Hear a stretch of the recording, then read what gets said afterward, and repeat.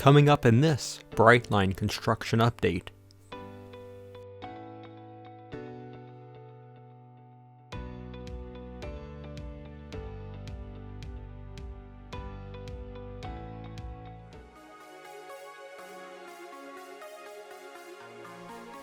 This Brightline construction update looks at the progress in Central Brevard County in late March and April 2021.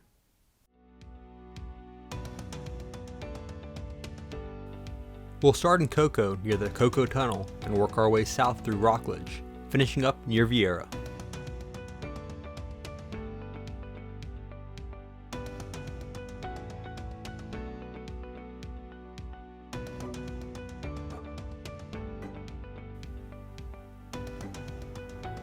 Work on the Cocoa Tunnel has not been the only work site in Cocoa.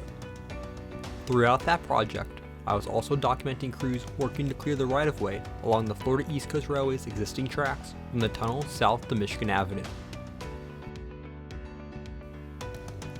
This section of work north of Michigan Avenue is part of a separate but related project called the Frontennac Improvement Project.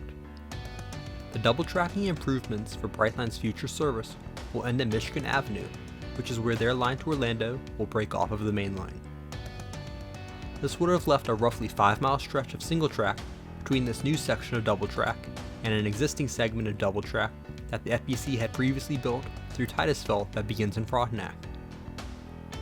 This joint project between Brightline and the Florida East Coast Railway will double track this section to help remove a potential bottleneck for freight traffic that may have also affected Brightline services. This new track will be built on the east side of the existing main line. The spur leading to CMEX's City Point facility will remain. This area is mostly sugar sand, so most of the work is focused on clearing out the small hills of it to provide a smooth work site.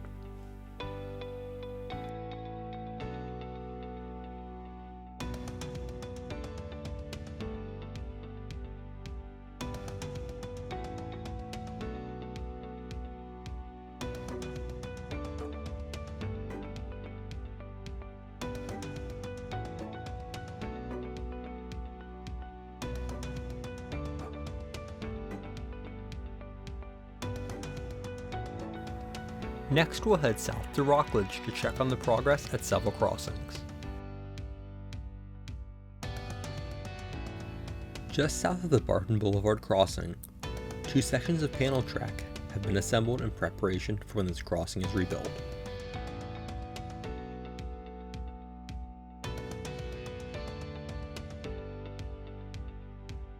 There has been no progress at Eyster Boulevard since crews came through to lay fiber optics several months ago.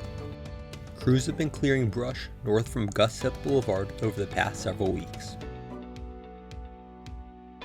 Next is the crossing at Barnes Boulevard.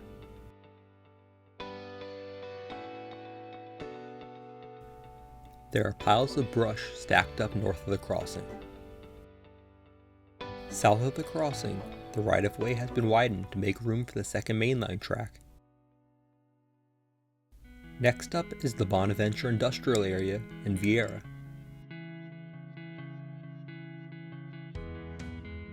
This area will be undergoing a massive change as part of the upgrades. First, the second main line will be built on the east side of the current track, which will be on the right side in this view. The siding for the industrial area will be extended both north and south, so local trains working in these industries do not block the main line.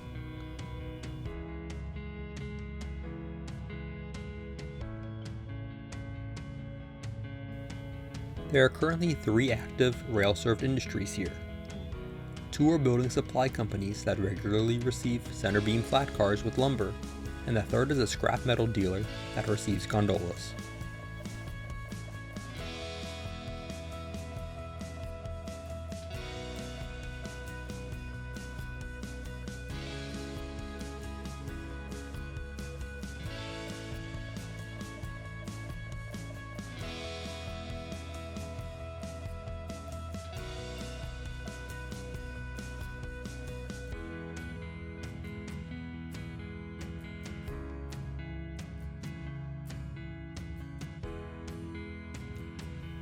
Roughly in this area, a crossover known as Bonaventure South will be installed so trains on either of the two main lines will be able to access the industrial area's siding. The existing Pineda North control point, just south of the Viera Boulevard crossing, will be eliminated when the Pineda siding is repurposed to become part of the second main line. Taking a closer look around the Anson Road crossing, subroadbed has already started being spread.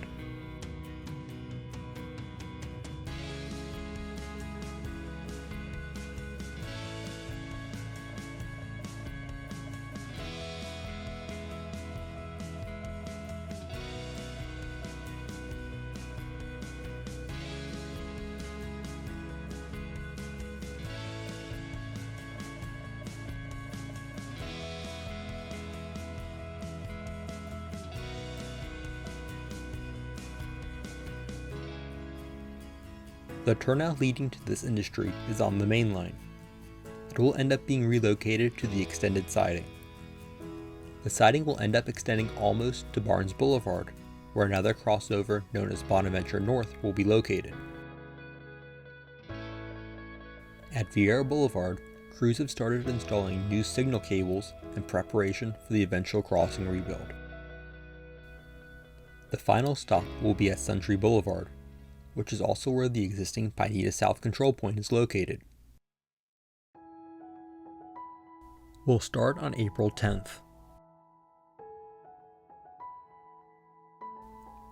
Subroadbed has been spread here, where the new second main line will join in with the existing siding.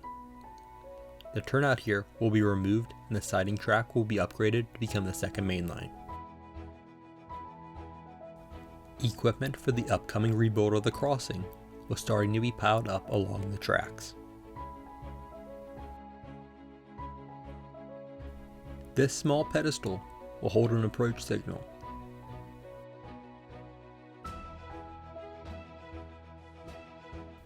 This is the signal that will go on that pedestal. The ties piled here will be spread on that small section of subroadbed between the crossing and the siding on the other side of the tracks.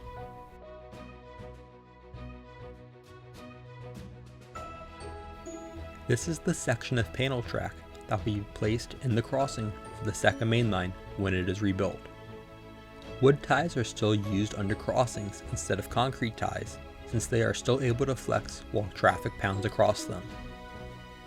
Concrete ties are more likely to break under those conditions.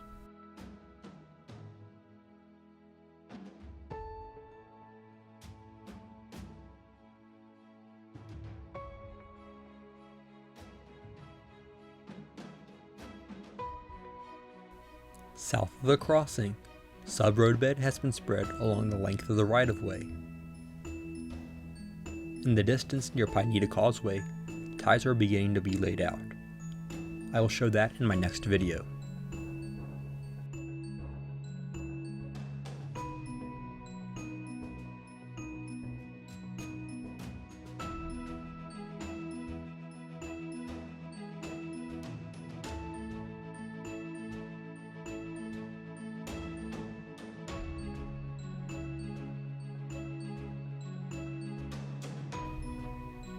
On April 17th, a crew from R.J. Corman, which is a major railroad construction contractor, was in the process of relaying the rail on the siding.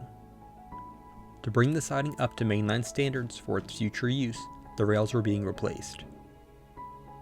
They are finishing up the process at the turnout here.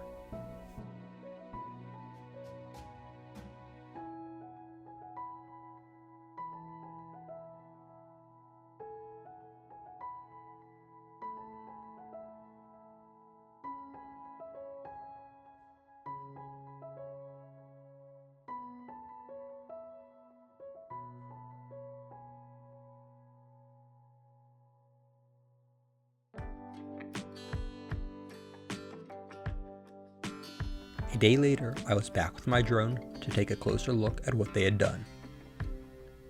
But first, additional materials and equipment had also been delivered for the rebuilding of Central Brevard.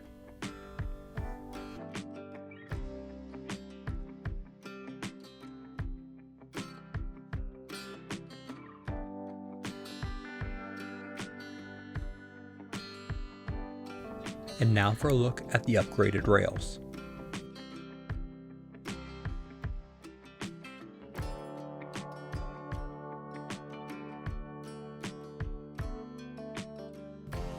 You can see where the dull color of the new rail connects with the turnout here. I do not think a train had run on the new rails yet, since there's no shine on the railhead.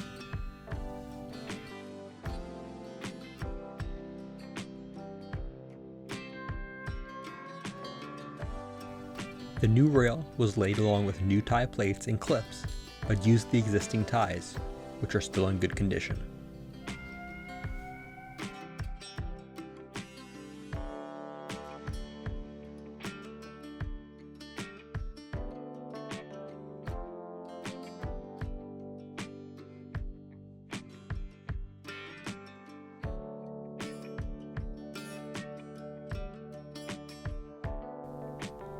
At these new ties, insulated rail joint bars are used with wires for the signal system attached on either side.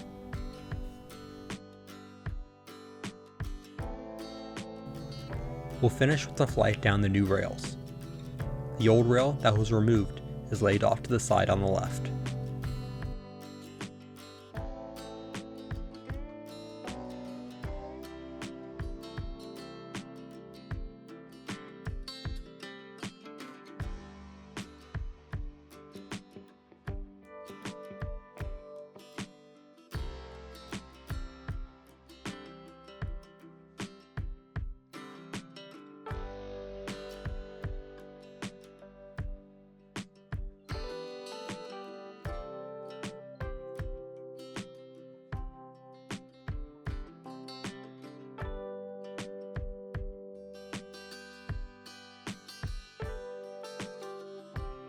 You can see the new signal installed on the pedestal on the right. Thanks for watching. Be sure to hit the like button and subscribe. Also check out my social media pages.